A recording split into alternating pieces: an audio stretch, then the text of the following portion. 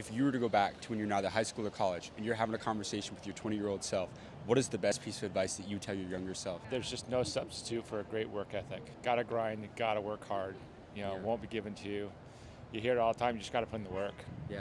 How important has work ethic been to you, to the success of you throughout your career? Number one most important thing. You gotta make your own breaks. There's a lot of competition out there. Everybody's smart. You just gotta differentiate yourself by, really just putting in the time and putting in the work. You'll get noticed that way. Yeah. In what industry did you ultimately pursue a career in? Customer experience, and I've been around the service industry, whether it be restaurants, retail, hospitality, theme parks, and then finished my career in the legal services industry. Were you ever a business owner at any point in time, or? No. Okay. No. I guess I'll ask you, from your experience kind of in that industry, what do you think is the biggest thing that people should take away and implement to their companies to really kind of adapt those principles and characteristics of like what it takes to be successful? You got to pay attention to your workforce. You got to take care of your people, whether that be your customer or your employee. If you're serving somebody, I always say you're either serving somebody or you're servicing somebody who supports that customer. Maybe a better way to say it is, you either support the customer or you work for somebody who supports the customer, and you just can't take your eye off of that.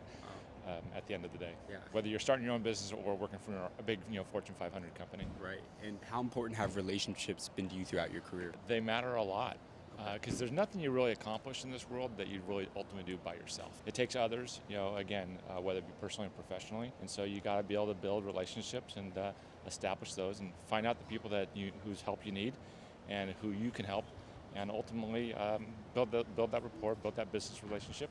Ultimately you'll deliver great results. Wow. And just two last questions for you. But what has been the most amount of money that you've ever made in a single year?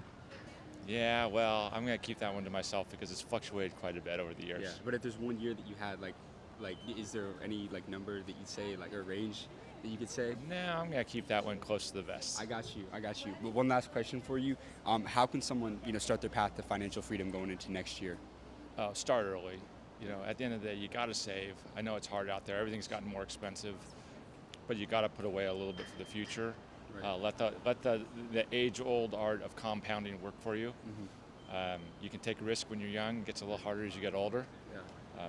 But start early. Right. And when people are making money in their careers, though, where do you think people should really be looking to kind of invest and put their money? I guess, what have you done that's allowed you to multiply, or that you've seen that's made other people kind of successful?